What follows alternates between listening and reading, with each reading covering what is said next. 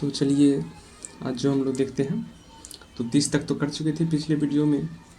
अब जो हम लोग वो आगे करेंगे, ठीक है। तो आगे कहाँ से करेंगे, तो कौन सा क्वेश्चन है, तो 31 नंबर का क्वेश्चन है, ठीक है। तो क्या है, इनमें से कौन सा विवरण सही है। सिद्धों की वामवर्गीय भोग साधना से की प्रकृति में नाथ पंथियों की हठयोग साधना प्रारंभ हुई। क्या कहते हैं, सिद्धों की वामवर्गीय भोग साधना की प्रतिक्रिया में नाथ पंथियों की हठयोग साधना प्रारंभ हुई। बात तो सही है। जैन साहित्य आचार्य रास, फागु और चरित्र आदि शैलियों में रचा गया है। जैन साहित्य जो आचार्य रास, फागु और चरित्र में लिखा गया, सही है। उसके बाद है हिंदी प्रदेश के पूर्वी भाग में जैन साधुओं ने हिंदी कविताओं के माध्यम से जैन मत का प्रचार किया।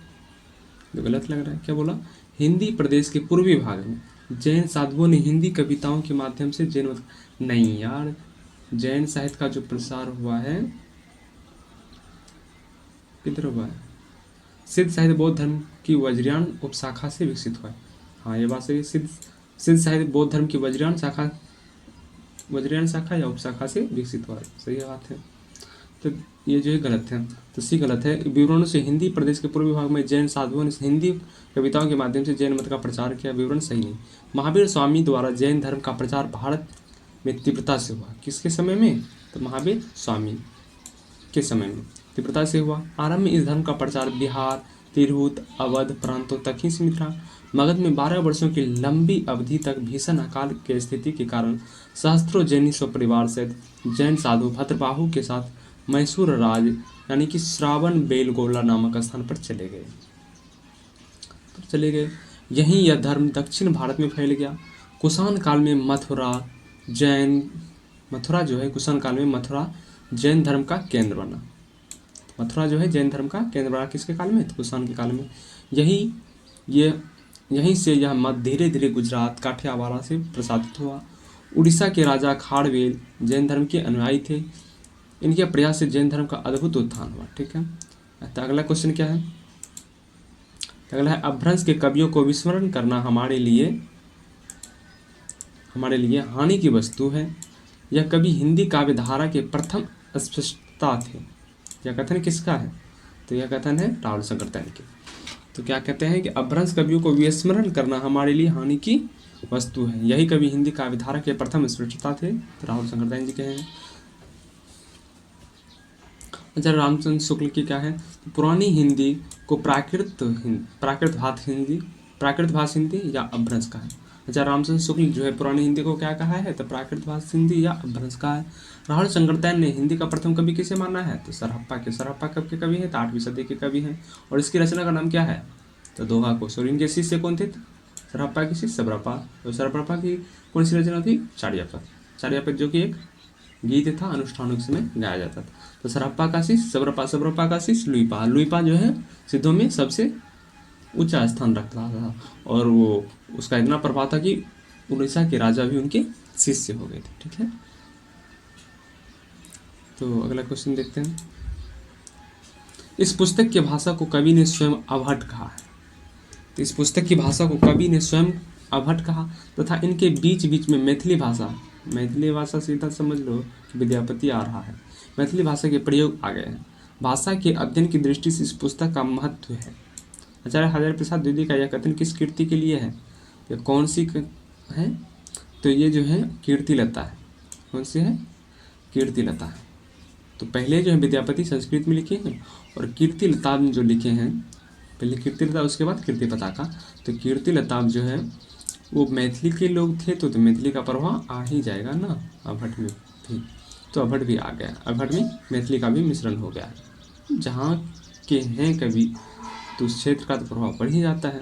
तो आचार्य हजारी प्रसाद द्विवेदी के उपयुक्त कथन कीर्तिलता संदर्भित है, और इनकी जो रचना है कीर्तिलता विद्यापति के ऐतिहासिक रचना है। कीर्तिलता जो है वो विद्यापति की ऐतिहासिक रचना है। कीर्तिलता को विद्यापति ने कहानी कहा है। क्या कहा है, कहानी कहा है। कीर्तिलता में कीर्ति सिंह का वर्णन है और कीर्ति पताका में शिव सिंह का वर्णन है। तो कीर्तिलता और कीर्ति पताका इनकी अभट में रचना है, ठीक है। इनमें अनेक आश्रयदाता कीर्ति सिंह एवं शिव सिंह की वीरताओं का, उदारता का वर्णन है। तो विद्यापति की प्रमुख रचना कौन सी है, तो उस दिन बताई ही थी। तो भू परिक्रमा, पुरुष परीक्षा, लेखनावली, दान वाक्यावली, गंगा वाक्यावली, दुर्गा भक्तरांगनी, गोरक्ष विजय, गोरक्ष विजय किस में है? कीर्तिलता और कीर्ति पताका तथा पदावली।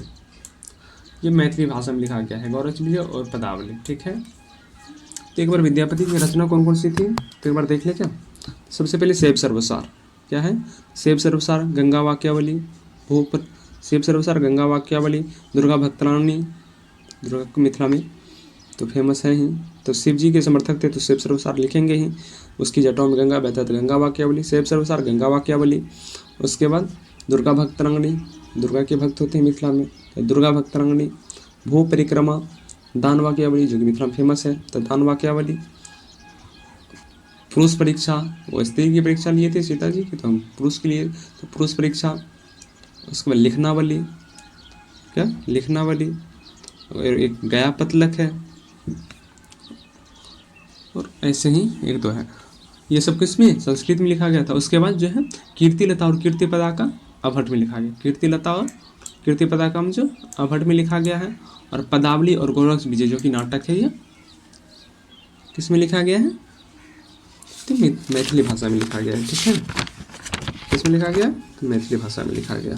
उसके बाद पदावली के जो पदों को सूर्यकांत त्रिपाठी निराला ने क्या कहा है?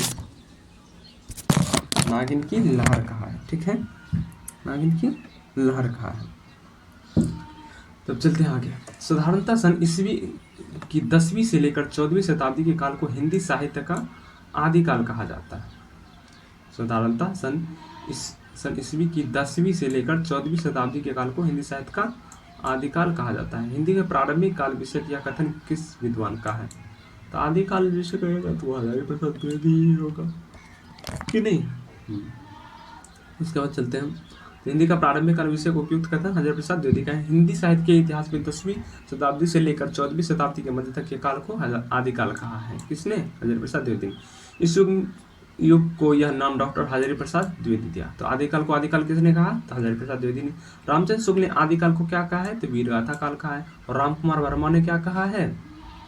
राम जी क्या करते थे? संधि करते थे। कुमार मॉडर्न नाम है, तो संधि काल एवं चारण काल, संधि काल एवं चारण काल के संधि। डॉक्टर नगेंद्र के अनुसार वास्तव में आदिकाल ही एक ऐसा नाम है जिसे किसी न किसी रूप में सभी साहित्यकार स्वीकार करते हैं। चौपाई दोहे का सबसे पुराना प्रयोग शायद यही है। जो कुछ पुराना साहित्य उपलब्ध है उससे लगता है कि पूर्वी प्रदेश के बौद्ध सिद्धों ने ही इस शैली को लिखना शुरू किया था। सरहप्पा विषय यह कथन किसका है? तो कथन किसका है? तो हजारी प्रसाद द्विवेदी का है। सरहप्पा की एक पंक्ति है, क्या है? पंडित सवल सतवखनाई देही, एक ऐसे ही है, देसिल बैना सब जन मिठा ते तेसन जभो अबट्ठा। ये पंक्ति किसका है? तो विद्यापति का है। हजारी प्रसाद द्विवेदी ने कहा कि चौपाई दोहे का सबसे पुराना प्रयोग शायद यही हुआ। तो चौपाई और दोहा का सर्वप्रथम प्रयोग जो किया है किसने किया है? तो सरहप्पा ही किया है। ये भी एक इंपॉर्टेंट लाइन है जो कि याद रखनी होगी। ठीक है, तो दोहा और चौपाई का प्रथम प्रयोग किसने किया है? तो सरहप्पा ने किया। अब चलते हैं अगले क्वेश्चन पे। क्या करें? सुमेलित कीजिए। तो सुमेलित नहीं है। चंदन वाला रास, आंसू कवि, सही बात है। स्थूलीबद्ध रास, उक्ति व्यक्तिपरंग दामोदर पंडित, ये तो सही लग रहा है। वर्ण रत्नाकर ज्योतिषवर ठाकुर, ये भी सही है। तो इसका मतलब ये गलत हमें लग रहा है, तो बी ही सही है। स्थूलीबद्ध रास विजय सेन सूरी की रचना नहीं है। तो किसकी रचना है? तो जिनधर्म सूरी द्वारा रचित है, जिनका रचनाकार 1209 ईस्वी है। विजय सेन सूरी ने 1231 में रेवंत गिरिरास की भी रचना की। तो आशुक कवि की दो रचनाएं हैं, चंदन बालारस और जीव दयाराम। तो आशुक कवि देखो, इसकी रचना को कैसे याद करेंगे? आशुक कवि को कैसे याद करेंगे? तो समझो कि आशुक कवि यानी कि आंसू बहा रहे हैं, चंदन लगा के आंसू बहा रहे हैं। आशुक कवि से समझो कि चंदन लगा के क्या कर रहे हैं? कि चंदन लगा के आंसू बहा रहे हैं, चंदन लगा के आंसू बहा रहे हैं, और कहते हैं कि जीव पे दया करो राम, यानी रास को राम कर दो। कहते हैं कि चंदन लगा के आंसू गिरा रहे हैं कवि, और कहते हैं कि जीव पे दया करो राम, जीव पे दया करो। तो आंसू कवि को कौन कौन सी रचना हो जाएगी? तो चंदन बाला रास और जीव दयारास।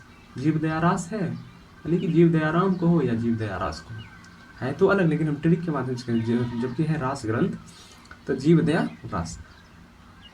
तो चंदन वाला रास ये सब रास ग्रंथ है, ठीक है, रासो नहीं रास ग्रंथ है। तो चंदनमाला रास और जीवदया रास किसकी रचना है? तो आशु कवि की। जिनधर्म सूरी की स्त्री रास, विजय सेन सूरी की रेवंती गिरी, दामोदर पंडित की उक्ति व्यक्तिकरण, दामोदर पंडित की उक्ति व्यक्ति प्रकरण, ठीक है। उसके बाद है ज्योतिश्वर ठाकुर की वर्ण रत्नाकर। ज्योतिश्वर ठाकुर की कौन सी रचना है? तो वर्ण रत्नाकर है। ज्योतिश्वर ठाकुर की रचना का क्या नाम है? तो वर्ण रत्नाकर ज्योतिश्वर ठाकुर, वर्ण रत्नाकर ज्योतिश्वर ठाकुर, और उक्ति व्यक्ति प्रकरण दामोदर पंडित, ठीक है। अब अगला क्वेश्चन है, कुबलेय माला कथा के लेखक हैं। कुबलेय माला के लेखक कौन है? तो उद्योतन सूरी है। ये सब उतना रहने दो। पुष्य या पुण्य को हिंदी का प्रथम कवि किसने माना है? जो कि 1000 बार बता चुके हैं। पुष्य या पुण्य को कवि किसने माना है प्रथम कवि? तो पुष्य पुण्य या पुष्य दंत पुण्य। तो पुष्प किस पे चढ़ता है? शिव जी पे चढ़ता है। तो इसको प्रथम कवि किसने माना है? तो शिव सिंह सेंगर। तो शिव सिंह सेंगर, ठीक है। तो पुष्य पुण्य को हिंदी के प्रथम कवि शिव सिंह सेंगर ने माना है। वही राहुल संगरतैन ने 7वीं शताब्दी ईस्वी के कवि सरहप्पा को माना। राहुल संगर ने किसको माने थे? सरहप्पा को। और गणपति चंद्र किसको माने हैं? तो शालिवाहन सूरी को। और शालिवाहन सूरी की रचना क्या है? तो भारतेश्वर बाहुबली राग और को हिंदी का प्रथम कवि माना है। तो गणपति चंद्र किसको माने हैं? तो शालिवाहन सूरी को प्रथम कवि माना है, ठीक है। अब हमें एक चीज बता दो कि पुष्य दंत की रचना कौन सी है? तो पुष्य दंत की रचना कौन सी है ये बताओ। तो पुष्य दंत की रचना जो है वो 3 है। एक है 63 महापुरुष गुण अलंकार, नय कुमार चढ़ियो और जसहर चढ़ियो। 63 महापुरुष गुण अलंकार, नय कुमार चढ़ियो और जसहर चढ़ियो, ठीक है। 63 महापुरुष गुण अलंकार में जो है 63 महापुरुषों की चर्चा है और इसे जैनी महापुराण भी कहा जाता है। और पुष्यदंत जो है कब के कवि है? समय बता दो। तो पुष्यदंत जो है वो 10वीं सदी के कवि हैं लगभग। पुष्यदंत कब के कवि हैं? तो वो 10वीं सदी के कवि हैं। और वही राहुल जी जो प्रथम कवि किसको माने हैं? तो सरहप्पा को। किसको माने हैं? सरहप्पाद कह दो, राहुल भद्र कह दो या सरहप्पा कहो। तो सरहप्पा, और इसकी रचना क्या है? तो दोहा कोश। सरहप्पा की रचना क्या है? दोहा कोश, ठीक है। अच्छा हमें एक चीज बताओ कि रामकुमार वर्मा किसको कवि मानते हैं? है ना, है यही तो है। तो मिश्र बंधु ने गोरखनाथ को हिंदी का प्रथम गद्य लेखक माना है। तो गद्य लेखक जो है प्रथम किसे माना गया है? तो गोरखनाथ को माना गया। किसने माना है? तो मिश्र बंधु ने गद्य लेखक प्रथम किसे माना है? तो गोरखनाथ को माना है। हिंदी का प्रथम गद्य लेखक किसे माना है? तो गोरखनाथ। रामकुमार वर्मा ने स्वयंभू को हिंदी का प्रथम कवि माना है। तो स्वयंभू को जो है हिंदी का प्रथम कवि किसने माना है? तो रामकुमार वर्मा, यानी स्वयंभू। राम जी क्या है? राम जी तो खुद स्वयंभू है ना, यानी कि शंकर जी का अवतार है। राम जी क्या है? खुद स्वयंभू। तो रामकुमार वर्मा किसको मानेंगे? खुद को ही तो मानेंगे, स्वयंभू। तो हिंदी का प्रथम कवि। अब हमें ये बता दो कि स्वयंभू की जो है वो रचना कौन कौन सी है? स्वयंभू की रचना कौन कौन सी है? तो स्वयंभू की रचना कौन कौन सी है? तो स्वयंभू की रचना जो है वो पहले है पाम चढ़ियो, रिठनम चढ़ियो और स्वयंभूचन। तो पाम चढ़ियो, रिठनम चढ़ियो और स्वयंभूचन। तो पाम चढ़ियो, रिठनम चढ़ियो और स्वयंभूचन। पाम चढ़ियो में क्या है? तो पाम चढ़ियो में राम का चरित्र विस्तार से है। इसे जैनी रामायण भी कहा जाता है और अपभ्रंश का रामायण भी कहा जाता है। तो अपभ्रंश भाषा में लिखा गया है, तो अपभ्रंश में ही ना। और जैनी रामायण क्यों कहा जाता था? क्योंकि ये जैन साहित्य में लिखा गया है, ठीक है ना। ये सब कवि जैन कवि हैं, स्वयंभू सब। तो राम का चरित्र इसमें विस्तार से दिया गया। पामचड़ी में जैनी रामायण भी कहा जाता है, अपभ्रंश का रामायण भी कहा जाता है। और रिठनम चढ़ियो में जो है वो कृष्ण चरित्र दिया गया है। रिठनम चढ़ियो में क्या है? तो कृष्ण चरित्र है। अब स्वयंभू के बारे में कुछ बताओ कि स्वयंभू कब के कवि? ये स्वयंभू जो है तो कब के कवि हैं? तो स्वयंभू जो है 8वीं सदी के कवि हैं। और जो है वो सरहप्पाद भी 8वीं सदी के कवि हैं। और शिव सिंह सेंगर नहीं, पुष्यदंत कब के कवि हैं? तो पुष्यदंत जो है 10वीं सदी के कवि हैं। पुष्यदंत कब के कवि हैं? तो पुष्यदंत जो है 10वीं सदी के कवि हैं। सरहप्पा 8वीं सदी के कवि हैं और स्वयंभू भी 8वीं सदी के कवि हैं, ठीक है। तो स्वयंभू के बारे में कुछ बताओ। तो स्वयंभू जो है जैन परंपरा के प्रथम कवि हैं। स्वयंभू क्या है? जैन परंपरा के प्रथम कवि हैं, ठीक है। और अपभ्रंश का वाल्मीकि तथा व्यास भी कहा जाता है। तो अपभ्रंश का वाल्मीकि तथा व्यास किसे कहा जाता है? तो स्वयंभू को कहा जाता है। क्यों कहा जाता है? क्योंकि ये पामचड़ियो लिखे हैं। तो पामचड़ियो जो है यानी कि राम का चरित्र, रामचरित्र लिखे हैं, तो इसलिए इसे क्या कहा? तो वाल्मीकि कहा। रामचरित्र लिखे हैं तो वाल्मीकि हो गया। तथा रिठनम चढ़ियो जो कि कृष्ण चरित्र है, उसके कारण व्यास भी कहलाए, ठीक है। तो कृष्ण चरित्र के कारण जो है व्यास कहलाए और पामचड़ियो के कारण वाल्मीकि कहलाए। यानी कि पामचड़ियो और रिठनुमचर्यो, पामचर्यो में राम का चरित्र विस्तार से है और रिठनुमचर्यो में कृष्ण का चरित्र दिया गया है। ठीक है। और जो है अपभ्रंश का कालिदास किसे, अपभ्रंश का कालिदास किसने कहा था स्वयंभू को? तो अपभ्रंश का कालिदास किसने कहा था? तो डॉक्टर भयानी ने कहा था। डॉक्टर भयानी ने इसे अपभ्रंश का कालिदास कहा है। जैन परंपरा के प्रथम कवि हैं स्वयंभू जो है, ये जैन परंपरा के प्रथम कवि माने जाते हैं। ठीक है। तो कब के कवि हैं? 8वीं सदी के कवि हैं। उसके बाद एक चीज़ और बताओ कि कहाँ गया, पुष्यदंत। पुष्यदंत जो है इसको प्रथम कवि किसने माना है? तो शिव सिंह सेंगर ने। और कब के कवि हैं ये? 10वीं सदी के कवि हैं। तथा प्रथम कवि जो शिव सिंह सेंगर ने माना है। और भाखा की जड़ कहा है इसको, पुष्यदंत को जो है भाखा की जड़ यानी भाषा का जड़ भी कहा है। पुष्यदंत को जो है भाखा की जड़ किसने कहा है? तो शिव सिंह सेंगर। शिव सिंह सेंगर ने पुष्यदंत को क्या कहा है? तो भाखा का जड़। और हिंदी का भवभूति किसे कहा जाता है? तो पुष्यदंत को ही कहा जाता है। हिंदी का भवभूति किसे कहा जाता है? तो पुष्यदंत को कहा जाता है। किसने कहा है? डॉक्टर भयानी ने। हिंदी का भवभूति किसे कहा है? तो पुष्यदंत को कहा है। और किसने कहा? डॉक्टर भयानी ने। और स्वयंभू को डॉक्टर भयानी ने क्या कहा? तो अपभ्रंश का कालिदास। तो स्वयंभू को जो है अपभ्रंश का कालिदास कहा है डॉक्टर भयानी, और जो है पुष्यदंत को क्या कहा है? तो हिंदी का भवभूति कहा है। ठीक है। तो यहाँ तक समझ लिया। उसके बाद अब जो है आगे चलते हैं। आचार्य रामचंद्र शुक्ल ने राजा मुंज को हिंदी साहित्य का आरंभ माना जाता है। आचार्य रामचंद्र शुक्ल ने राजा मुंज, प्रथम कवि इसे ही माने हैं। राजा मुंज और प्रथम कवि जो है हिंदी में किसको मानते हैं? शुक्ल जी। महाकवि तो चंद्रवरदाई को मानते हैं, वो तो सब जानता है, लेकिन प्रथम कवि किसे मानते हैं? तो प्रथम कवि जो मानते हैं राजा भोज, वो मुंज को मानते हैं। राजा भोज वो मुंज को प्रथम कवि मानते हैं, रामचंद्र शुक्ल। और राजा भोज और जो है कि क्या कहते हैं,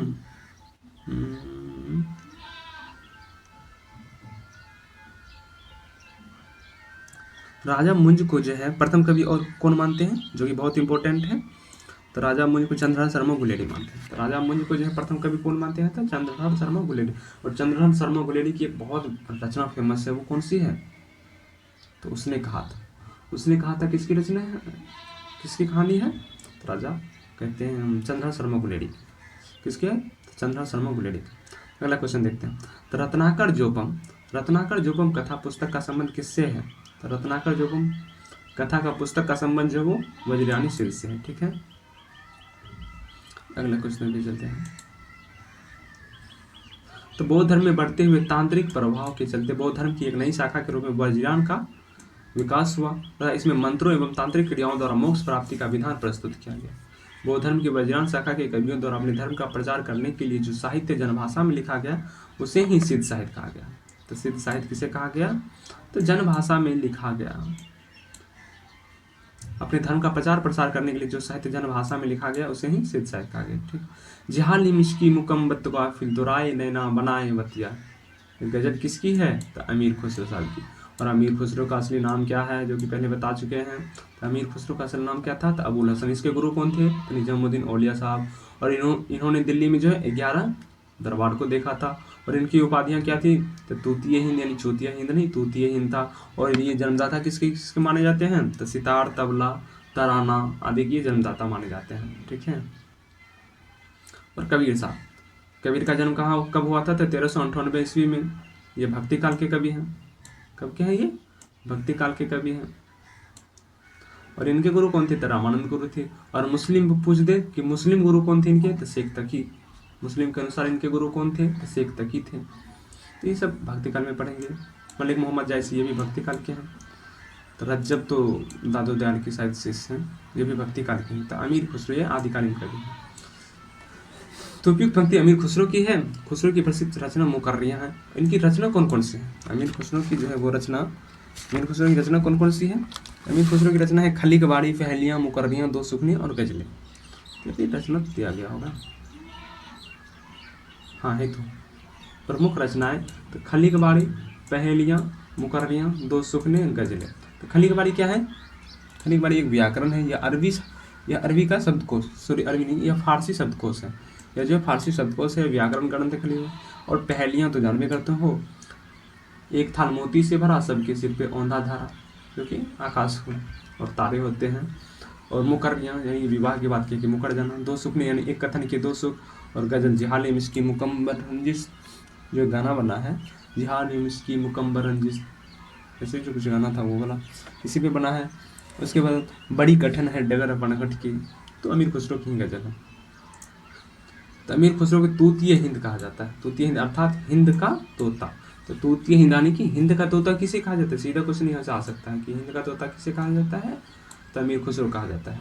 खुसरो की प्रमुख रचना देख लिए, कबीर की प्रसिद्ध पंक्ति, जब मैं था तब हरी नाही अब हरी है मैं नाही, जब मैं था तब हरी नाही अब हरी है मैं नाही, किसकी पंक्ति है, गुरुजी कबीर की है। अब रज्जब, ये दादू दयाल की ही शिष्य है। चलो, तो रज्जब किसके शिष्य हैं, दादू दयाल की, ये सब भक्ति काल के हैं।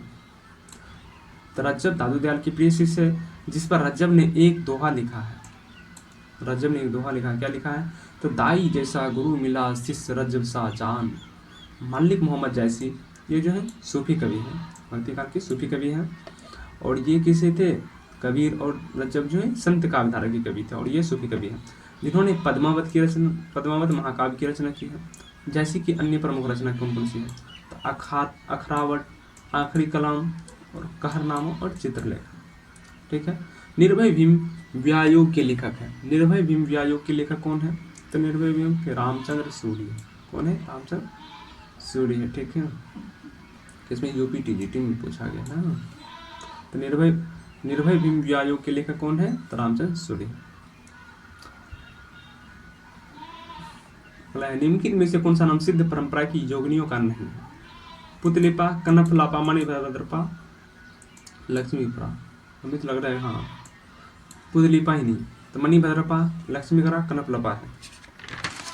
तो सिद्ध साहित्य में कुछ और देख लेते हैं।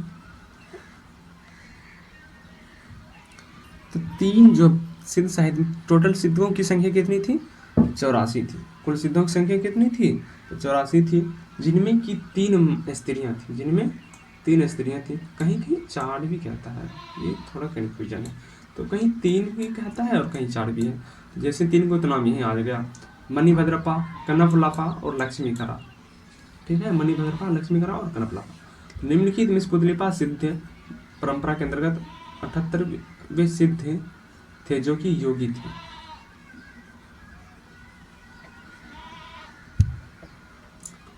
जो योगी थे, अच्छा पुतलिपा था लेकिन ये योगी था, योगिनिया। शेष विकल्प में प्रयोग, मणिभद्रपा, कनफलापा, लक्ष्मीकरा सिद्ध योगिनिया के नाम से सिद्ध साहित्य का समय 8वीं से 13वीं सदी। ठीक है, माना जाता है। इसका संबंध बौद्ध धर्म की वज्रयान शाखा से। हिंदवी शब्द का प्रयोग किसने किया था, अमीर खुसरो साहब। किधर गए जी, तो अमीर खुसरो है ही नहीं। तो हिंदवी शब्द का प्रथम प्रयोग किस इतिहासकार ने किया है, तो हिंदी शब्द का प्रथम प्रयोग किसने किया है, शुक्ल जी भी नहीं होंगे, इब्न बतूता होना चाहिए शायद, होगा। तो हिंदवी शब्द का प्रथम प्रयोग अबू सईद ने किया है। किसने किया है, अबू सईद ने किया है। तो हिंदवी शब्द का जो है प्रथम प्रयोग किसने किया है, तो अबू सईद ने किया है। कुछ स्थानों पर इसका सर्वप्रथम प्रयोग अमीर खुसरो का आता है, तो वही तो अमीर खुसरो का ज़्यादातर आता है। तो समझ लो कि अमीर खुसरो अगर आ जाए तो अमीर खुसरो। तो कुछ स्थानों पर इसका सर्वप्रथम प्रयोग अमीर खुसरो का आता है, जिसका जन्म कब हुआ था, तो 1253 ईस्वी में। और विद्यापति का जन्म कब हुआ था, तो इनके 100 साल बाद हुए थे, यानी कि 1350 ईस्वी में। तो 1350 ईस्वी में विद्यापति का जन्म हुआ था, इसका 1250 ईस्वी में, यानी 53 ईस्वी में। पहलियां, मुकर्रियां, दो सुखने, गजलें आदि इनकी रचना है। कचौड़िया राजवंश के 7 नायकों के नक्सिक वर्णन, नक्सिक वर्णन समझते हो ना, कचौड़िया राजवंश के 7 नायकों का नक्सिक वर्णन से संबंधित है, तो रावलवेल। रावलवेल के रचनाकार कौन है, तो रोड़ा कवि। और ये क्या है, एक शिलांकृत रचना है। रावलवेल जो है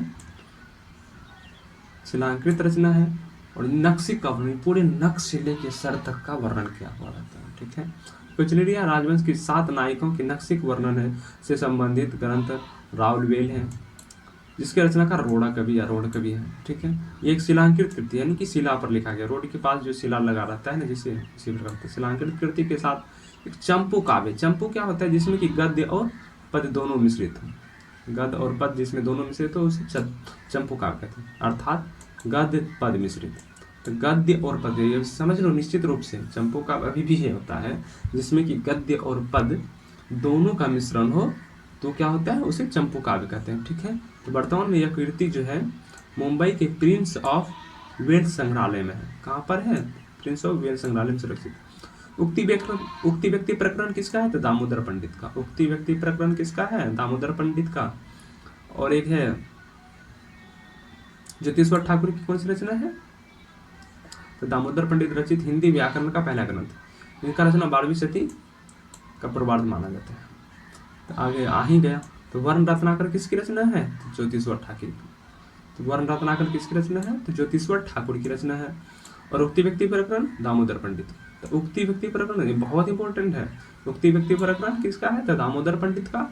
और वर्ण रत्नाकर ज्योतिश्वर ठाकुर की रचना। इनकी भाषा मैथिली है। तो वर्ण रत्नाकर कौन है? ज्योतिश्वर ठाकुर। ठाकुर कहाँ होते हैं? मिथिला में होते हैं। तो भाषा भी इसकी क्या होगी? तो मैथिली ही होगी ना। तो वर्ण रत्नाकर की भाषा क्या है? तो मैथिली है। इसमें ठाकुर मिथिला के कर्नाटक वंश के राजा हरि सिंह देव के दरबारी कवि थे। यानी ज्योतिश्वर ठाकुर जो है ये मिथिला के कर्नाटक वंश के राजा हरि सिंह देव के दरबारी कवि थे। कवि कुल्यमाला कथा के रचनाकार कौन है? तो उद्योतन सूरी है। कवि कुल्यमाला किसकी रचना है? तो उद्योतन सूरी की। अगला है काम भाव और शरीर का सौंदर्य उनके यहाँ उत्सव रूप में है। विद्यापति के संदर्भ में यह कथन किसका है? तो रामस्वरूप चतुर्वेदी का। किसका है? तो रामस्वरूप चतुर्वेदी का। तो काम भाव और शरीर का सौंदर्य जो है उनके यहाँ उत्सव के रूप में है। विद्यापति के संदर्भ में यह कथन किसका है? तो रामस्वरूप चतुर्वेदी का है। और रामस्वरूप चतुर्वेदी की पुस्तक कौन सी है? चलो यही कर लेते हैं। रामस्वरूप चतुर्वेदी जहाँ पे राम जी आ जाए तो वहाँ पे संवेदना का विकास होता है। तो हिंदी साहित्य का संवेदना से क्या है? संवेदना का विकास। हिंदी साहित्य और संवेदना का विकास। हिंदी साहित्य और संवेदना का विकास। तो राम जी कैसे व्यक्ति थे? संवेदनशील व्यक्ति थे। तो हिंदी साहित्य और संवेदना का विकास। डॉक्टर नगेंद्र ये तो संपादक है। बच्चन सिंह का कौन सा साहित्य इतिहास है? तो दूसरा इतिहास। हिंदी साहित्य का दूसरा इतिहास। और रामचंद्र शुक्ल का हिंदी साहित्य का इतिहास जो कि 1929 ईस्वी में लिखा गया है। ठीक है, और यहाँ कुछ है कथन है और विद्वान है। तो आध्यात्मिक रंग के चश्मे आजकल बहुत सस्ते हो गए। आध्यात्मिक रंग के चश्मे जैसे बोल दे तो कौन है? तो रामचंद्र शुक्ल जी भी चश्मा पहनते हैं। तो आध्यात्मिक रंग के चश्मे जहाँ आ जाए तो रामचंद्र शुक्ल हो गए। उन्हें चढ़ाकर जैसे गीत गोविंद को भी आध्यात्मिक संकेत बताया है वैसे ही विद्यापति के पदों को भी यानी पदावली के बारे में बता रहे हैं। उसके बाद हाँ, रामचंद्र शुक्ल जो है विद्यापति को कैसे कवि मानते हैं ये बताओ। तो विद्यापति को जो है रामचंद्र शुक्ल भक्त मानते हैं। क्या मानते हैं? तो भक्त। रामचंद्र शुक्ल जो विद्यापति को सिंगारिक कवि मानते हैं। जो है ना, तो देख लेते हैं विद्यापति को कैसे कवि मानते हैं जी।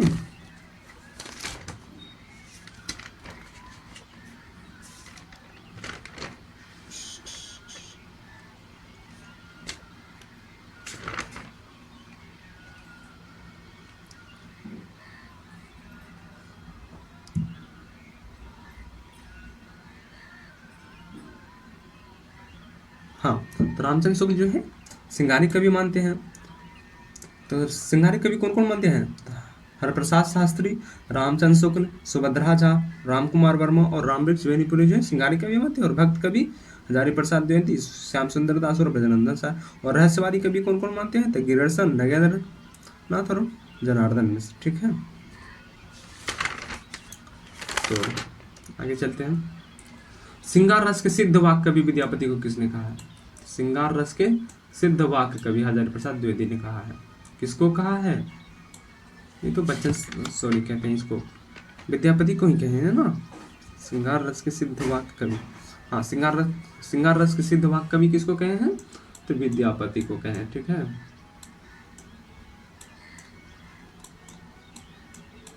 विद्यापति को। और जातीय कवि बच्चन सिंह ने जातीय कवि कहा है। विद्यापति को जो है बच्चन सिंह ने जातीय कवि कहा है। जातीय कवि किसने कहा है? तो बच्चन सिंह ने कहा। किसको कहा है? विद्यापति को। और इनकी उपाधि क्या क्या था? तभी नव जयदेव। विद्यापति की जो है अन्य उपाधियां क्या की थी? क्या क्या था? विद्यापति की जो है उपाधि क्या क्या था? किसका जो है उपाधि था? पंचदेवोपासक, जो कि हरप्रसाद शास्त्री ने कहा था। जातीय कवि बच्चन सिंह ने कहा था। और है अभिनव जयदेव यानी कि नया जयदेव। तो अभिनव जयदेव, कवि शेखर, खेलन कवि, मैथिली कोकिल, कवि कंठाहार, नव कवि आदि इनकी उपाधियां थी। और श्रृंगार रस का सिद्धवाक कवि हजारी प्रसाद द्विवेदी ने कहा था। ठीक है। और जो है इनकी रचना जो है, जो भृंग भृंगी संवाद में कहा था। कीर्ति लता जो इनकी रचना है एक, तो कीर्ति लता को क्या कहा है, तो भृंग भृंगी संवाद कहा है। और पृथ्वीराज रासो को सुख सुखी संवाद कहा है। किसने कहा है, तो हजारी प्रसाद द्विवेदी ने कहा। किसने कहा है, तो हजारी प्रसाद द्विवेदी। कीर्ति लता को क्या कहा है, भृंग भृंगी संवाद, और पृथ्वीराज रासो को सुख सुखी संवाद कहा है। तो अगले क्वेश्चन पे चलते हैं। अपभ्रंश में दोहा काव्य परंपरा का आरंभ किसने किया। अपभ्रंश में दोहा काव्य परंपरा का शुरुआत किसने किया, तो ज्वेंदु ने किया। किसने किया, तो ज्वेंदु ने। और ज्वेंदु की रचना कौन कौन सी है, प्रमाद प्रकाश और योगसार है क्या इसमें, नहीं है ना, 1 मिनट रुक जाइएगा, ज्वेंदु के बारे में कुछ देख लेते हैं।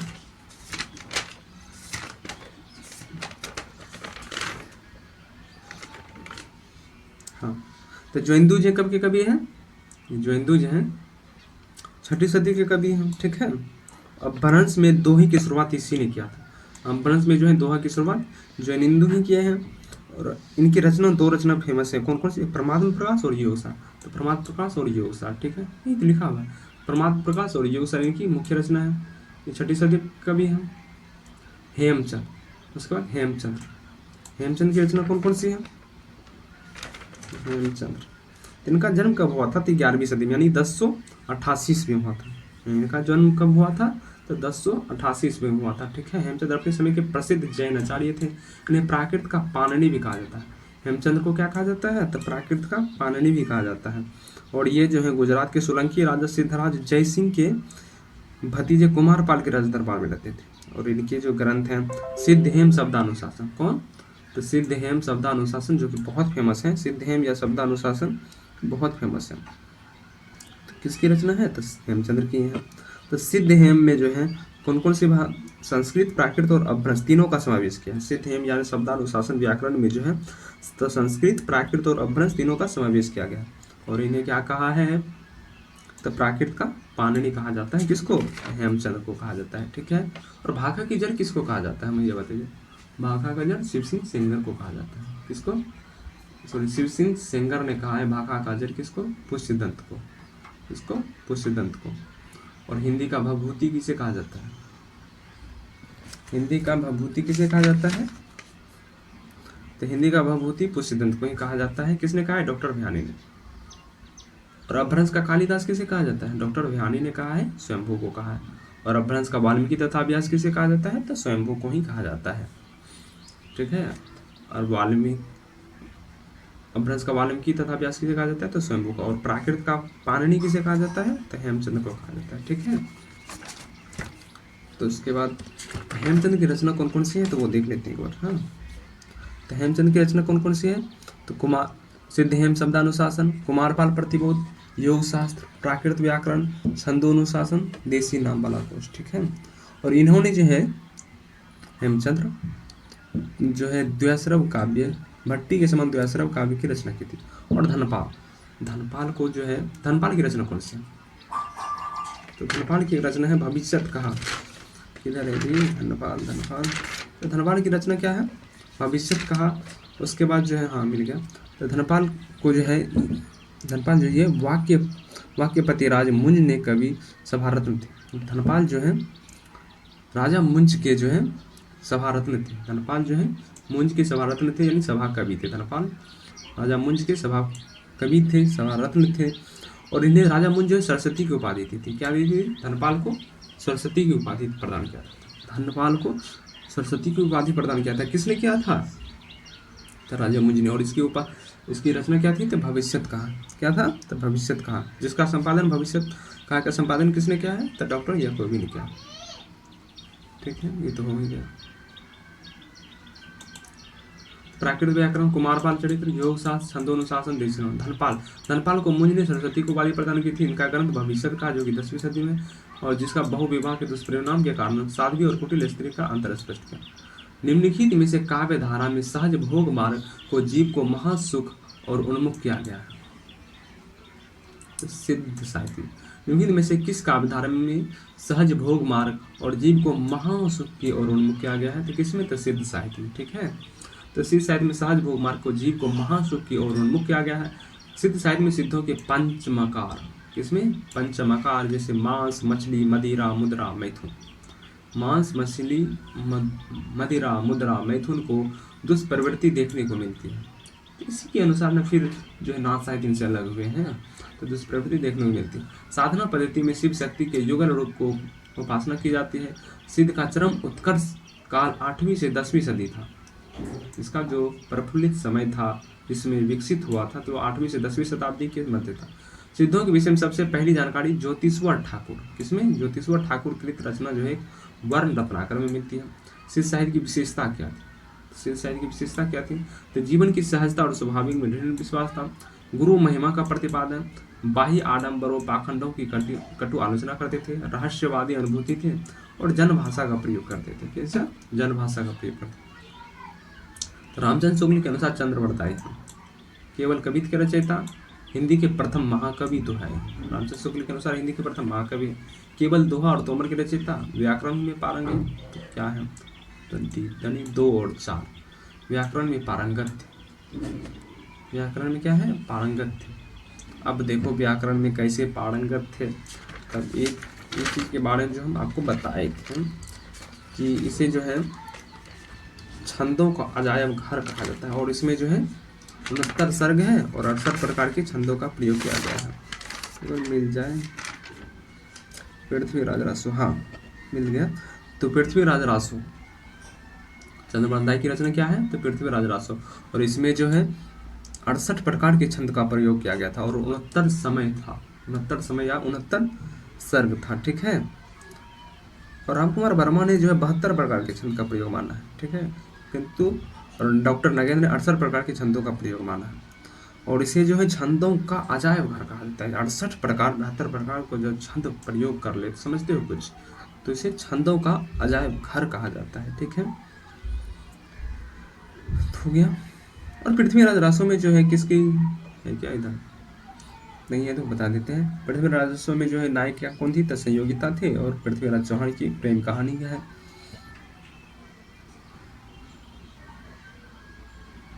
और रामचंद्र शुक्ल ने क्या माना है पृथ्वीराज रासो को? तो वास्तव में जाली ग्रंथ माना है। ठीक है, तो रामचंद्र शुक्ल के अनुसार चंद्रवरदायी हिंदी के प्रथम महाकवि है, और प्रथम महाकवि कवि कौन है? तो राजा मुंज। पृथ्वीराज रासो हिंदी साहित्य का प्रथम महाकाव्य शुक्ल के अनुसार। चंद्रवरदायी जो है व्याकरण में पारंगत थे। छप्पई इनका निजी छंद था, छप्पई जो इनका निजी छंद था। शिव सिंह सेंगर ने चंद्रवरदायी को छप्पइयों का राजा कहा है। शिव सिंह सेंगर जो है वो चंद्रवरदायी को छप्पई का राजा कहा है। इनकी अधूरी कीर्ति पृथ्वीराज रासो को इनके पुत्र किसने किया था? जल्हड़ ने पूर्ण किया था। तो जल्हड़ जो है पृथ्वीराज रासो जो है वो जब पृथ्वीराज को जो है पकड़ के ले गए थे बाहर, उसके साथ तो ये कवि भी चले गए थे ना चंद्रवरदायी, तो चंद्रवरदायी भी चले गए थे, तो पूर्ण रूप से लिख नहीं पाए। तो फिर इनके पुत्र हुए कौन? जल्हड़। तो जल्हड़ ने इसको चंद्रवरदायी के जो रचना थी पृथ्वीराज रासो उनको पूर्ण किया। तो किसने पूर्ण किया था? तो जल्हड़ ने पूर्ण किया था। जन्मकाल के अनुसार निम्नलिखित कवियों का सही अनुक्रम लगाइए। ये तो नेट वाला सवाल होगा, लगभग में वैसे देख लेते हैं। तो पुष्यदत्त जो है ये लगभग 10वीं सदी का कवि है, स्वयंभू 8वीं सदी के कवि हैं, लुइपा लगभग इसी समय के होंगे, और हेमचंद ये भी 11वीं सदी के कवि हैं। तो क्या बोले हैं? कवियों का सही अनुक्रम लगाइए जन्मकाल के अनुसार। तो सबसे पहले तो 1 और 2, सबसे पहले अगर 3 या 4 जहाँ शुरू में उसको काट दो, तो 4 जहाँ है उसको काट दो, 3 का, तब लुइपा और स्वयंभू और लुइपा, सरप्पा का शेष सबरपा का शेष, और स्वयंभू भी 8वीं सदी के ही कवि है ना लगभग। स्वयंभू कब के कवि थे? स्वयंभू 12वीं सदी कवि है। तो या तो ये होना चाहिए या ये होना चाहिए, तो देख लेते हैं। ए अभी से कोई होगा तो बी सही होगा, स्वयंभू वाला है। तो स्वयंभू 783 ईस्वी, और लुइपा स्वयंभू के बाद लुइपा आ गया, लुइपा के बाद पुष्यदत्त 972 ईस्वी यानी कि 10वीं सदी कवि, और हेमचंद 1088 ईस्वी यानी कि 11वीं सदी। लुइपा का समय कहीं कहीं 773 ईस्वी भी देखने को मिलता है, परंतु आयोग के अनुसार उत्तर विकल्प भी है। अमीर खुसरो के बारे में सही तथ्य कौन से हैं? उनका जन्म पटियाली एटा जिला में हुआ था, ये तो सही है। वे निजामुद्दीन औलिया की शिष्य थे, जी सही है। और इनका जन्म पटियाली एटा जिला में हुआ था, इटावा में नहीं। इटावा ऑप्शन में आ जाता है, हम देखें बहुत ऑप्शन में इटावा, लेकिन इटावा नहीं है, एटा जिला में। किसमें? तो एटा में, एटा में आए, ठीक है। वे ईरान और भारत के फारसी में लिखने वाले चोटी कवियों में थे, फारसी तो लिखते जरूर थे।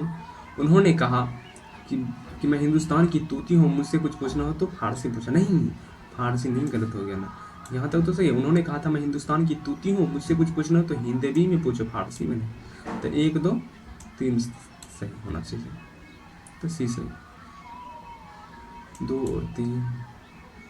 तो उनका जन्म पटियाली में हुआ था, पटियाला बोलते, देखो देखो कितना से छोटा सा अंतर है। पटियाली सिर्फ इतना लगा दिया था, एटा जिला के पटियाली गांव में, इतना सा अंतर।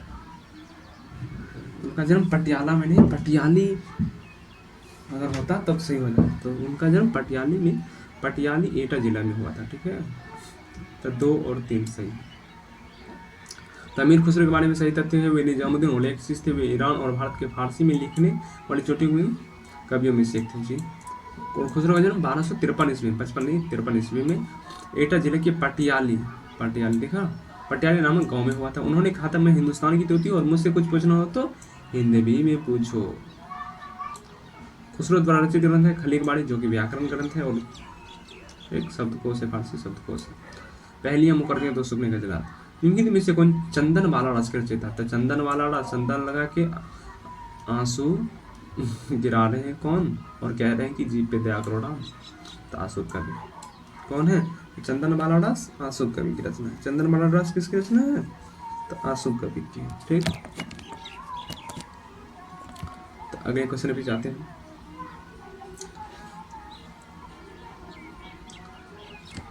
तो रचना नेमिनाथ रास किसकी है? तो मुनि सुमतिगण, मुनि सुमिति, नेमिनाथ रचना मुनि सुमितिगण। रेवंत गिरिराज, विजय सेंचुरी, श्रवकाचार्य, देवसेन, जो कि हिंदी की प्रथम रचना मानी जाती है।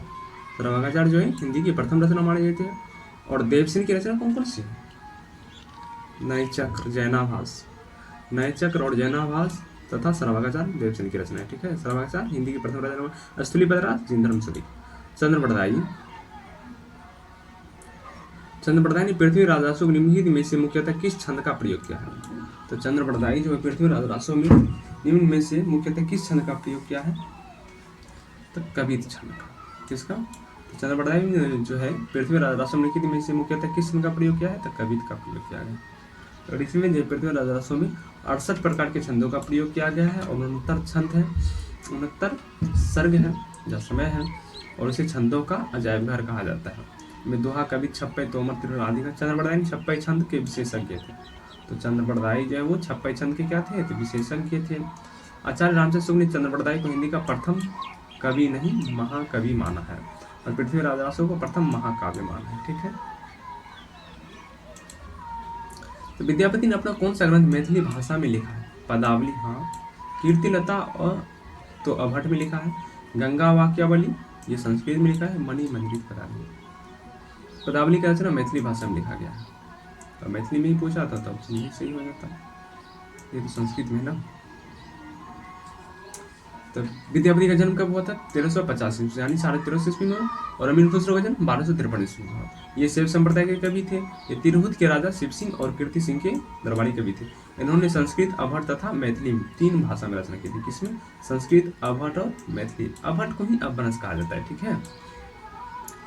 तो कीर्तिलता, कीर्ति पताका, अगर अभट्ट ना आके वहाँ पे क्या आ जाए अपभ्रंश, तो अपभ्रंश भी सही होगा, ठीक है। ये बस समझ रहे हैं आप लोग? तो कहा गया अपभ्रंश के ही जो है अन्य नाम क्या क्या है? तो अभट्ट है, पुरानी हिंदी है, देसील बैना है। विद्यापति देसील बैना भी कहते हैं। अभट्ट भी हो गया। अभट्ट किसने कहा है? तो भोला शंकर व्यास ने कहा है। और पुरानी हिंदी किसने कहा? तो गुलरी सिंह ने कहा है, ठीक है। तो जहाँ पर अगर अपभ्रंश ऑप्शन में ही ना रहे तब तो वहाँ पे क्या लगाना है? सॉरी, जहाँ पर अभट्ट जो है, जहाँ पर अभट्ट ऑप्शन में ना रहे तो क्या करना है? तो वहाँ अपभ्रंश लगाना है। तो विद्यापति की जो है कीर्तिलता कौन सी भाषा में लिखी गई है? तो अगर अभट है नहीं तो अपभ्रंश लगाना है। क्या लगाना है? अपभ्रंश, चूंकि उन्हीं का नाम है। तो उनकी रचना कीर्तिलता कीर्ति पताका जो कि अभट में लिखा गया है, अपभ्रंश कहे तो, तथा गंगा वाक्यावली, पुरुष परीक्षा, दान वाक्यावली संस्कृत में लिखा गया है।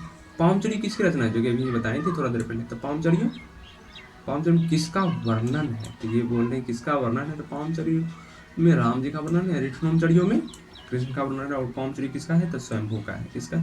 तो पामचरी में राम का वर्णन है, पामचरी स्वयंभू का रचना है। इसे पद्मचरित या जैनी रामायण भी कहा जाता है। रामचरित इसमें विस्तार से, इनकी भाषा अपभ्रंश है। इसमें 5 कांड है। अभी जो रामचरितमानस है उसमें कितने कांड है? तो उसमें 7 कांड है, और इनमें कितना है? तो 5 कांड है। इसमें विद्याधर कांड, अयोध्या कांड, सुंदर कांड, युद्ध कांड और उत्तर कांड है। और इसमें राम कथा को जैन धर्म के अनुसार परिवर्तित करके प्रस्तुत किया गया है। और अभी जो रामचरितमानस है लगभग इसी पे आधारित है। ठीक है, किस पर? पामचरियों पर ही लगभग समझो तो आधारित है। अमीर खुसरो की पहली और मुकर्रियाँ किस भाषा में? तो अमीर खुसरो को जो है पहली और मुकर्रियाँ किस भाषा में? तो खड़ी बोली में। किसमें? खड़ी बोली में। और इसलिए तो खड़ी बोली के प्रथम कवि माने जाते हैं अमीर खुसरो। किसमें? अमीर खुसरो खड़ी बोली के क्या माने जाते हैं? प्रथम कवि माने जाते हैं। ठीक है, तो अमीर खुसरो पहली और मुकर्रियाँ खड़ी बोली में। अमीर खुसरो का वास्तविक नाम क्या था? तो अबुल हसन था। ये निजामुद्दीन औलिया शीश थे। अमीर खुसरो खड़ी बोली के आदि कवि माने जाते हैं। ठीक है, ईश्वरी प्रसाद ने अमीर खुसरो को क्या कहा था? तो महाकवि या कवियों में राजकुमार की संज्ञा दी। तो ईश्वरी प्रसाद जो है अमीर खुसरो क्या कहे थे? महाकवि या कवियों में राजकुमार की संज्ञा दी। विद्वान ने खुसरो द्वारा रचित ग्रंथों की संख्या 100 बताई गई है, जिसमें कि खली कबाड़ी, पहेलियाँ, मुकर्रियाँ, 2 सुखने, गजल आदि प्रमुख हैं। खली कबाड़ी जो कि अरबी फारसी का शब्दकोश है, अरबी फारसी शब्दकोश है, ये व्याकरण ग्रंथ है। डिंगल भाषा का क्या अर्थ है? दोसर डिंगल पोसे पिंगल पोसे प्यार वाली भाषा यानी सिंगारिक होगा, और ये डिंगल ये थी युद्ध वाला हो जाएगा। ठीक है, डॉ डॉ डॉ डॉ, तो ये युद्ध में ही आता है ना। अवधि और ब्रज की योग से बनी भाषा, पहले देखो अवधि और ब्रज, पहले हरियाणवी और मिश्रित, हरियाणवी पंजाब, अपभ्रंश के योग से बनी शुद्ध राजस्थानी।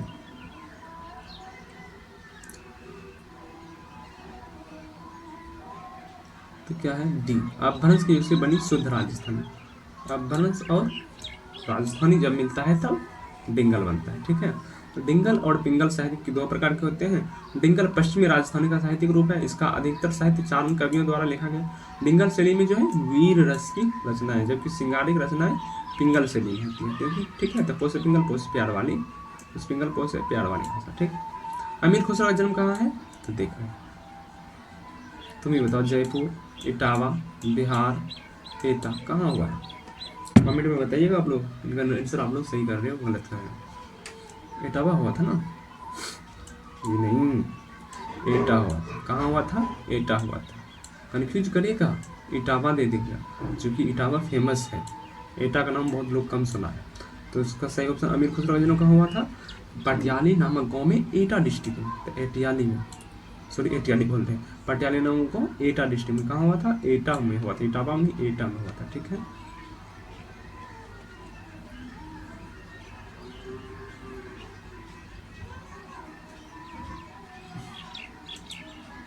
अमीर खुसरो का जन्म 1253 ईस्वी एटा उत्तर प्रदेश में पटियाली नामक गाँव कस्बे में हुआ था। इनके द्वारा रचित ग्रंथ निम्नलिखित से खली कबाड़ी, 2 सुखने, पहेलियाँ, मुकर्रियाँ थी। शुक्ल जी के अनुसार हमीर रासो के रचनाकार कौन है? शुक्ल जी के अनुसार जो है हमीर रासो के रचनाकार सारंगधर। किधर है जी? सारंगधर। तो गए हमीर रासो के रचनाकार कौन है? सारंगधर। तो सारंगधर शुक्ल ने 14वीं शताब्दी ग्रंथ प्राकृत पेंगलम, इसके संकलन कौन किए थे? तो लक्ष्मीधर ने। और इसके रचनाकार कौन माने जाते हैं? तो विद्याधर। इसके रचनाकार कौन है? तो लक्ष्मीधर हैं, और विद्याधर जो इनके रचनाकार माने जाते हैं। किसके? प्राकृत पेंगलम के कुछ छंदों के आधार पर हमीर रासो ग्रंथ की कल्पना की। राहुल शंकरतैन ने किसको माना है? तो जज्जल को माना है। तो राहुल शंकरतैन जो है प्राकृत पेंगलम के रचनाकार, राहुल शंकरतैन ने जज्जल को माना है। ठीक है, विद्यापति किस भाषा की काव्य रचना? विद्यापति जो किस भाषा में रचना? राजस्थानी में, प्राकृत में, ब्रज में, इस किसी में नहीं किया। वो किए हैं संस्कृत में, मैथिली में और अभट में, यानी अपभ्रंश में। तो संस्कृत, मैथिली और अभट में किया है। तो सी ऑप्शन। विद्यापति को मैथिली कोकिल कहा जाता है। इनका जन्म 1350 ईस्वी में हुआ था। कहाँ? दरभंगा विपसी नामक गाँव में। मैथिली भाषा में विद्यापति ने पदावली की रचना की और शुरुआत में निराला जो है पदावली की मादकता को नागिन की लहर कहा। क्या है? नागिन की लहर। अमीर खुसरो ने हिंदी के लिए कौन सा शब्द प्रयोग किया है? तो हिंदी भी किया। तो अमीर खुसरो ने हिंदी के लिए हिंदी शब्द का प्रयोग किया है। खुसरो किसके शिष्य थे? निजामुद्दीन औलिया के शिष्य थे। खुसरो खड़ी बोली के प्रथम कवि माने जाते हैं। किस बोली के? तो खड़ी बोली के प्रथम कवि माने जाते हैं। खड़ी बोली के प्रथम कवि माने जाते कौन? अमीर खुसरो। इनके प्रमुख रचना दो सुगने, गजलें, पहेलियाँ, मुकर्रियाँ, खलीकवाड़ी जो भी व्याकरण ग्रंथ है और फारसी शब्दकोश है। ठीक है, किसके शब्दकोश है? फारसी शब्दकोश। कीर्ति लता की भाषा क्या है? कीर्ति लता मिश्रित अपभ्रंश, प्राकृत, अवधि नहीं है, ब्रज नहीं है, प्राकृत नहीं है, अपभ्रंश। ठीक है, तो कीर्ति लता की भाषा मिश्रित अपभ्रंश या अभट है। ठीक है, तो अपभ्रंश या अभट आ गया ना। विद्यापति में कीर्ति लता में किसका? तिरहुत राजा कीर्ति सिंह का वर्णन। और कीर्ति पताका में पताकी किसका होता है? शिव जी का। तो कीर्ति पताका किसमें है? कीर्ति पताका में शिव सिंह का वर्णन। विद्यापति तिरहुत के राजा शिव सिंह और कीर्ति सिंह के राजदरबारी कवि थे। बालचंद बिज्जई भाषा दुगुन्य लगई दुज्जन हासा। बालचंद बिज्जई भाषा दुहनी लगई दुज्जन हासा। विद्यापति की रचना किस पंक्ति के लिए है? ये कीर्ति लता के लिए है। ठीक है,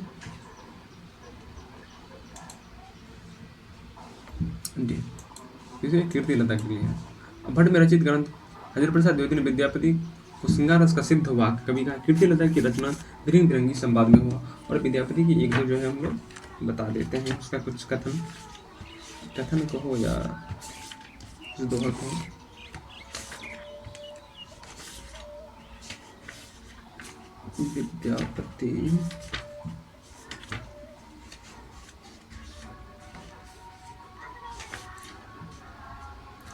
विद्यापति के है देसिल बैना सब जन मिठा ते तेसन जफो अवट्ठा। तो देसिल बैना विद्यापति कहाँ के थे? तो देसिल किसको कहते हैं? अपना है। विद्यापति कैसा है? अपना है, अपने आसपास के हैं। और अपने क्षेत्र को देश ही कहा जाता है और दूसरे क्षेत्र को विदेश कहा जाता है। ठीक है, तो देसिल बैना कौन कहेंगे? विद्यापति। तो देसिल बैना सब जन मिठा ते तेसन जफो अवट्ठा।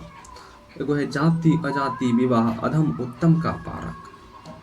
जाति अजाति विवाह उत्तम का पारक। तो जाति अजाति विवाह अधम उत्तम का पारक किसका है? विद्यापति का ही है। बालचंद बिज्जहु भाषा दुही लगई दुज्जन हासा।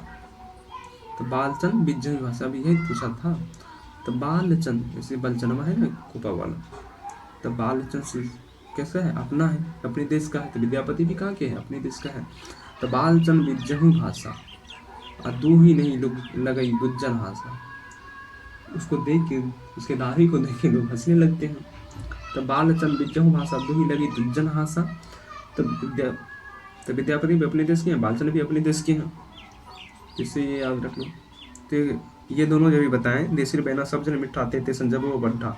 एगो जाति अजाति विवाह अधम उत्तम का पारक, और एक बालचंद बिज्जहु भाषा दुही नहीं लगई दुज्जन हासा कीर्ति लता का है। ठीक है, और पदावली से है सारस बसंत समय भला पावली दैसिन बवन वह धीरे सपन हो रूप बचाई भविष्य मुख दूरी करू चीरे।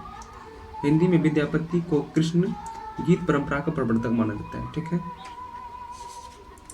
और जो है इसका कुछ देख लेते हैं अमीर खुसरो का। तो चमन चूतिये हिंदुम अर रस्त फुर्सी चेमन हिंदुई परसना ताज योगम। अमीर खुसरो का। और कुछ पहेलियां देखते हैं अमीर खुसरो साहब की। ठीक है, तो अमीर खुसरो की रचना नहीं है। तो पुरुष परीक्षा तो विद्यापति की है ना। पहलियां मुकर्रियां था तो सुकने गजले खलीकवाड़ी सब अमीर खुसरो की कुछ देख लेते हैं पहलियां मुकर्रियां। हाँ, तो पहलियां मुकर्रियां पहले देखते हैं।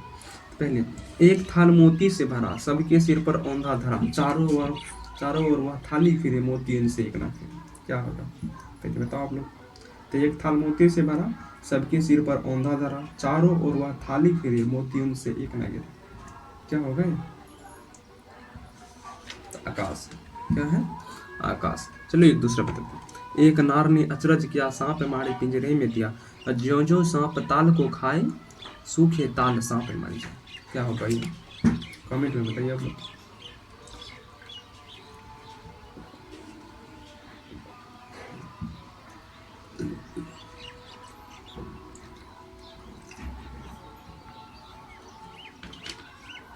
तो एक थाल मोती से उठ हो गया। एक नार ने अचरज किया, सांप मारी पिंजरे में दिया, ज्यों ज्यों सांप ताल को खाए, सूखे ताल सांप मर जाए। क्या होगा? तो दिया बाती होगा। क्या होगा? बाती ज्यों ज्यों तेल को खा जाता है, क्यों? बाती जो सूख के मर जाता है। और अगला है, एक नार दो को ले बैठी, टेढ़ी होके बिन में बैठी, जिसके बैठे उसे सुहाए, खुसरो उसके बल बल जाए। तो क्या है ये? पायजामा। तो एक नार दो को ले बैठी, टेढ़ी होके बिन में बैठी, जिसको बैठे उसे सहाय, और खुसरो उनके बल बल जाए। पायजामा। और एक है, अर्थ ते इसके बुझेगा, मुंह देखे तो सुझेगा। अर्थ जो है तो इसका बुझेगा, मुंह देखे तो सुझेगा। ये क्या है? तो ये दर्पण है। ठीक है, तो पहले हो गया। उसके बाद दोहा कुछ देख लेते हैं। तो दोहा देखते हैं। गोरी सोबे सेज पर, मुख पर डारी केस, चल खुसरो घर आपने, रैन भई जब देश। जब निजामुद्दीन औलिया इनके गुरु की मृत्यु हो जाती है, तब जो अमीर खुसरो साहब ये दोहा लिखते हैं। तो क्या लिखते हैं? तो गोरी सोबे सेज पर, मुख पर डारी केस, चल खुसरो घर आपने, रैन भई जब देश। किसका है? तो अमीर खुसरो साहब के। अगला है, मोरा जबना नवलेरिया भयो है गुलाल, कैसे गर्दिनी कस मोरी माल, सूनी सेज डरावन लागे, विरहा अग्नि मोहि डस डस जागे। ये भी खुसरो की मृत्यु पे ही लिखे हैं। तो मोरा जबना लवनेरा भयो है गुलाल, कैसे गर्दिनी कस मोरी माल, सूनी सेज डरावन लागे, विरहा अग्नि मोहि डस डस जागे। कहते हैं कि अमीर खुसरो की जब निजामुद्दीन औलिया की जब मृत्यु हो गई उनके गुरु की, तो अमीर खुसरो भी बस कुछ ही दिन के बाद विदा हो गए इन संसार से। तो इनकी एक गजल भी है। जिहाल मिश्की मुकन तुगाए फुल, दुराए नैना बनाए बत्या, किताबे हिजरा न दराए, ए जान ना लेहु काहे लगाए छतिया। ठीक है, ते अमीर खुसरो का है। गोरखनाथ के कुछ छंद है कि 9 लाख पतारी आगे नाचे नीचे सहज, 9 लाख पतारी आगे नाचे पीछे सहज अखारा, ऐसे मन लो जोगी खिले, तब अंतरी बसे भंडार। अंजन माही निरंजन भेटिया। अगला है, अंजन माही निरंजन भेटिया, तिलमुख भेटिया तेज, अमूर्ति माही अमूर्ति प्रस्या, भया निरंतरी खेत। अगला है, अवधु मन चंगा में चंगा, तो कठौती में गंगा। ठीक है, तो देखिए अब चलते हैं आगे। तो कौन सी अमीर खुसरो की रचना नहीं? तो पुरुष परीक्षा नहीं है, ये विद्यापति की है। तो पुरुष परीक्षा किसकी है? विद्यापति का। निम्न में से कौन सी निर्गुण भक्ति धारा का नहीं? निम्न में से कौन सी निर्गुण भक्ति धारा का नहीं है? तो रैदास निर्गुण का है, नानक निर्गुण का है, कबीर ना जो निर्गुण भक्ति धारा का है, विद्यापति तो आदिकाल की। ठीक है, ढोला मारोड़ा दोहा कल्लोल कवि। ढोला मारोड़ा दोहा में ढोला के पिता का नाम क्या है? ये तो स्टेनोग्राफर में पूछते हैं। इस क्या है? तो राजा जयसिंह। क्या है? राजा जयसिंह है। और इसमें राजकुमारी मारू है और ढोला पति है उनके। और इसकी रचना किसने किया है? तो कल्लोल कवि ने किया है। और इसमें जो है राजकुमारी मरवानी की प्रेम कथा है। इसमें राजकुमार ढोला और राजकुमारी मारू तथा राजकुमारी मरवानी की प्रेम कथा, ये लोक प्रचलित प्रेम कथा है जो राजस्थान में अधिक लोकप्रिय है। राजस्थान में अधिक लोकप्रिय मूलतः दोहे में रचित है, जिसमें कवि कुशल राय ने 17वीं सदी के कुछ चौपाइयाँ जोड़ी हैं। चलिए अब अगला चलते हैं। गोरखनाथ का समय 11वीं सदी है, यह मान्यता किस विद्वान ने दी है? गोरखनाथ का समय जो 11वीं सदी है, यह मान्यता जो है किस विद्वान की है? ये किसका है? तो पीताम्बर दत्त बर्थवाल का। गोरखनाथ का समय 11वीं सदी है, यह मान्यता किसका है? तो पीताम्बर दत्त बर्थवाल की है। ठीक है, तो गोरखनाथ का समय 11वीं सदी, यह मान्यता जो पीताम्बर दत्त बर्थवाल की है। मिश्र बंधु ने हिंदी का क्या कहा है? हिंदी का प्रथम गद्य लेखक कहा है। मिश्र बंधु जो है हिंदी का प्रथम गद्य लेखक किसको कहा है? तो गोरखनाथ को कहा है। और इनके संपादन में लिखा है। डॉक्टर पीताम्बर दत्त बर्थवाल ने गोरखबाणी नाम से इनका संपादन 14 ग्रंथों को प्रमाणिक मानकर किया है। किस नाम से? गोरखबाणी नाम से। कौन किए थे? पीताम्बर दत्त बर्थवाल, जो भी PhD किए हैं इसी पे, गोरखनाथ पे ही। और ठीक है, तो गोरखनाथ के गुरु कौन थे? तो मत्स्येंद्रनाथ। नाथ पंथ सिद्धों की परंपरा से ही छट कर निकला है। नाथ पंथ जो है सिद्धों की परंपरा से ही छट कर निकला है, यह कथन किसका है? तो ये कथन शायद शुक्ल जी का है। पहले क्वेश्चन देख लेते हैं। तो नाथ पंथ सिद्धों की परंपरा से ही छट कर निकला है, उक्त कथन रामचंद्र शुक्ल का है। शुक्ल जी ने अपनी पुस्तक हिंदी साहित्य का इतिहास के आदिकाल प्रकरण 2 में कहा है, जिस प्रकार सिद्धों की संख्या 84 प्रसिद्ध है, उसी प्रकार नाथों की संख्या भी 9 है। ठीक है। गौरव सिद्धांत के अनुसार नाथ कौन कौन से हैं? नवनाथ हैं। कौन कौन? तो नागार्जुन, जरभरत, हरिश्चंद्र, सत्यनाथ, भीमनाथ, गोरक्षनाथ, चरपटनाथ, जालंधरनाथ और मलयार्जुन। तो देखो नागार्जुन, सबसे पहले नागार्जुन, जरभरत, हरिश्चंद्र, सत्यनाथ, भीमनाथ, गोरक्षनाथ, चरपटनाथ, जालंधरनाथ, मलयार्जुन। तो नागजर हरि, नागजर हरि। नाग है किसके जर में? नाग है जर में, तो किसके जर में? तो हरि के हाथ में, हरि के जर में, यानी कि भगवान विष्णु किस पे शयन करते हैं? तो नाग पे ही शयन करते हैं ना। तो नाग है नागजर हरि, तो नागजर हरि यानी कि नागार्जुन, जरभरत, हरिश्चंद्र। तो नागजर किसके जर में है? तो नागजर हरि। तो नागजर हरि, एक तीन में याद रखो, एक बार में ये तीनों याद रखो। नागजर हरि, नाग किसके जर में नाग है? तो नागजर हरि। नागजर किसके जर में है? नाग है, तो नागजर हरि। उसके बाद हरि क्या बोलते हैं? हमेशा हरि सत्य बोलते हैं। हरि क्या बोलते हैं? सत्य बोलते हैं। तो नागजर हरि, हरि क्या बोलते हैं? सत्य बोलते हैं। उसके बाद भीमनाथ, गोरक्षनाथ, चरपटनाथ, जालंधरनाथ और मलयार्जुन। ठीक है। तो ये तीनों तो हो गया नाग, जर, हरि, सत्य। उसके बाद ये रखो कि भीम नाग, जर, हरि, सत्य। उसके बाद गोरक्षनाथ और चरपटनाथ, ये ले लो। तो नाग, जर, हरि, सत्यनाथ, गोरक्षनाथ और चरपटनाथ। उसके बाद भीम जलमल, भीम जलमल, भीम जलमल यानी कि भीम जो है जल में मल्ल युद्ध करते हैं। किसके साथ करते हैं? दुर्योधन के साथ करते हैं। तो भीम जल मल, तो भीम जो है जल में मल्ल युद्ध करते हैं। ठीक है। तो सबसे पहले ये लो नाग, जर, हरि। नवनाथ को याद कर रहे हैं, कौन कौन नाथ हैं? तो नाग, जर, हरि। तो नाग, जर किसके जर में है? तो हरि के हाथ में। और हरि क्या बोलते हैं? हमेशा सत्य बोलते हैं। तो नागार्जुन, जरभरत, हरिश्चंद्र। और हरि क्या बोलते हैं? सत्य बोलते हैं। तो नाग, जर, हरि। और हरि क्या बोलते हैं? सत्य बोलते हैं। तो नागार्जुन, जरभरत, हरिश्चंद्र, हरि क्या बोलते हैं? सत्य बोलते हैं। उसके बाद ले लो गोरक्षनाथ, चरपटनाथ, गोरक्षनाथ, चरपटनाथ, गोरक्षनाथ, चरपटनाथ। उसके बाद भीम जलमल। तो भीम जलमल यानी भीम जो है जल में मल युद्ध करते हैं। भीमनाथ, भीम से भीमनाथ, जल जलंधर और मलयार्जुन। तो भीम जलमल, भीम जलमल। तो नाग, जर, हरि, हरि क्या बोलते हैं? सत्य बोलते हैं। उसके बाद गोरक्षनाथ, चरपटनाथ और भीम जलमल।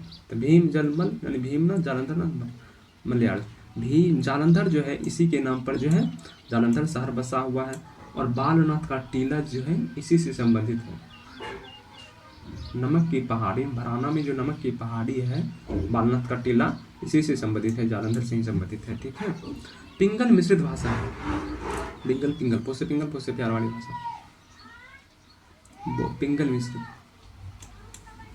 पृथ्वीराज, हाँ, इसमें संयोगिता और कौन? पृथ्वीराज चौहान। इसमें संयोगिता और पृथ्वीराज चौहान की प्रेम कहानी ये तो है। राजा जयचंद की पुत्री से प्रेम हुआ, फिर उसे लेके भागा, फिर उनसे युद्ध हुआ, प्रेम कहानी थी, यही सब तो वर्णन है ना। तो पिंगल मिश्रित भाषा में रचना पृथ्वीराज रासो है। शेष विकल्प गलत है। पृथ्वीराज रासो की रचयिता चंद्रवरदाई हैं। कौन है? चंद्रवरदाई। और इसको पुत्र, इसको जो है पूर्ण किसने किया था? तो चंद्रवरदाई के पुत्र जलंधर ने पूर्ण किया था। पिंगल भाषा शैली का जन्म पूर्वी राजस्थानी और ब्रज क्षेत्रीय भाषा के उपकरणों को ग्रहण करते हुए हुआ था। इस भाषा में चारण परंपरा की श्रेष्ठ कविता की रचना हुई। राजस्थान के अनेक चारण कवियों ने इसका उल्लेख किया। पिंगल पूर्वी राजस्थानी का साहित्यिक रूप है और इसका अधिकतर साहित्य भाट जातियों के कवियों द्वारा लिखा गया। डॉक्टर चटर्जी के अनुसार अभट ही राजस्थान में पिंगल नाम से विख्यात है। कौन? अभट ही जो है राजस्थान में पिंगल नाम से विख्यात है। तेती तोरी में तोसी तोरी ने राजस्थान के पूर्वी भाग को भाषा को पिंगल नाम दिया। कहाँ के? राजस्थान के पूर्वी भाग को पिंगल नाम दिया। आदिकालीन हिंदी संबंध में उपयुक्त नहीं है। आदिकालीन हिंदी के संबंध में उपयुक्त नहीं है। संयोगात्मक और झुकाव, र ध्वनि का विकार, ढ ध्वनि, र और ढ का तो शायद 7वीं या 8वीं सदी में हुआ है कि 11वीं सदी में, देखते हैं। आदिकालीन हिंदी संदर्भ में संयोगात्मक की ओर ये गलत है, संयोगात्मक की ओर। आदिकालीन हिंदी संबंध में संयोगता की ओर झुकाव, उपयुक्त कथन में से शेष विकल्प में अन्य कथन भी सत्य है। आदिकालीन हिंदी साहित्य का 1000 से 1100 ईस्वी के आसपास तक अपभ्रंश के बहुत निकल। भाषा में काफी रूप में ऐसे थे जो अपभ्रंश के थे, किंतु धीरे धीरे अपभ्रंश के व्याकरणिक रूप कम होते गए। 1 मिनट रुकिएगा अब तो।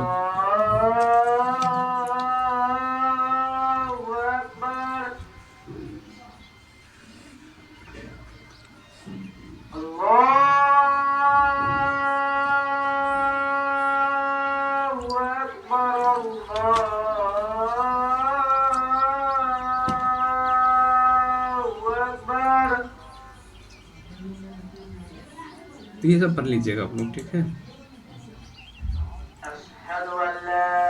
अगला क्वेश्चन, कमान बाण छुटहि अपार लागत लोह ईश्वरी धार, धम शान धान सब वीर से धन सुनो बस अस रखत रेत। क्या पूछे इसमें? बहुत पंक्तियों में किसके मध्य होने वाले युद्ध का वर्णन है? पृथ्वीराज की सेना और समुद्र शिखर की सेना। पृथ्वीराज की सेना और समुद्र शिखर की सेना की त्रासदी है। पृथ्वीराज, यह पृथ्वीराज रासो की एक राजनीतिक महाकाव्य है। दूसरे शब्दों में राजनीतिक ही महाकाव्य त्रासदी है। दूसरे शब्दों में अगर कहे तो राजनीतिक ही महाकाव्य त्रासदी है। कैमास वध पृथ्वीराज रासो की महत्वपूर्ण साल। पृथ्वीराज रासो में महत्वपूर्ण साल कौन सा है? तो कैमास वध है, ठीक है। पृथ्वीराज रासो को चंद्रबरदाई पुत्र जलंधर ने पूर्व किया था और चंद्रबरदाई को छप्पई का विशेषक कहा जाता है।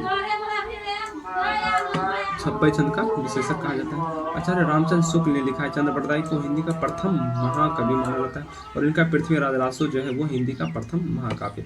और जो है पृथ्वीराज रासो को छंदों का अजायब घर कहा जाता है। पृथ्वीराज रासो को छंदों का अजायब घर कहा जाता है क्योंकि इसमें 68 प्रकार के छंदों का प्रयोग है। अगला है, यह कहानी 16वीं शताब्दी के बाद लिखी हुई है और रासों में प्रत्यक्ष हुई है। पद्मावती समय के विषय में यह कथन किसका है?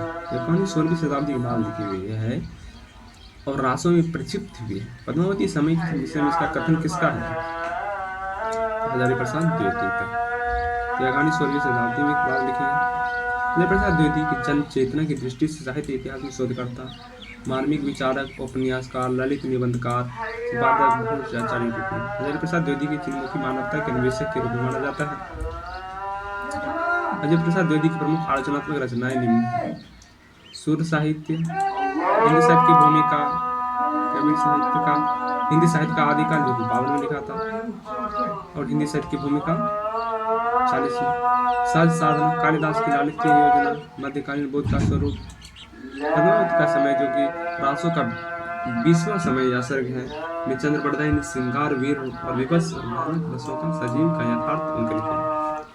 चंद्रबरदाई द्वारा रचित पृथ्वीराज रासों में 69 समय या सर्ग है और 68 प्रकार के छंदों का प्रयोग हुआ है, इसीलिए पृथ्वीराज रासों को छंदों का अजायब घर कहा जाता है, ठीक है। अगला है, तिब्बत में 84 सिद्धों की परंपरा में कौन से सिद्ध से आरंभ हुई? तिब्बत के 84 सिद्धों की परंपरा कौन से सिद्ध से आरंभ हुई है? तो सरहप्पा। तिब्बत के 84 सिद्धों की परंपरा में कौन से सिद्ध से आरंभ हुई है? तो सरहप्पा। तिब्बत के 84 सिद्धों की परंपरा, तिब्बत में 84 सिद्धों की परंपरा लुइपा से आरंभ हुई। और तिब्बत में 84 सिद्धों की परंपरा कौन से सिद्ध से आरंभ हुई? तो किन से हुई है? तो लुइपा से।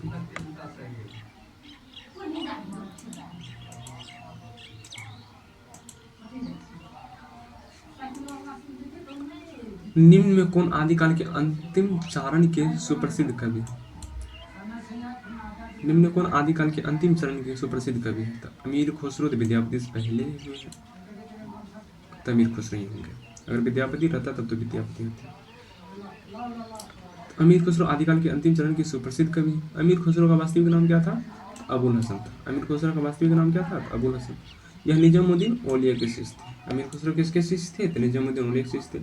खुसरो द्वारा रचित संख्या 100 बताई जाती है, जिनमें महत्व खलीगवाड़ी, पहलियां मुकर्री, दो सुखने गजला।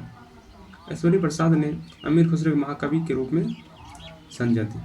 स्वयंभू जो 8वीं सदी के अपभ्रंश भाषा के महाकवि हैं। इनके ग्रंथ पावनचर्य, रिट्रोमचर्य और स्वयंभू छंद। अपभ्रंश का वाल्मीकि काव्य, स्वयंभू को अपभ्रंश का वाल्मीकि काव्य। पुष्यदंत जो कि 10वीं सदी कवि हैं और भवभूति कहा जाता है। अपभ्रंश का भवभूति किसने कहा है? डॉक्टर भयानी ने।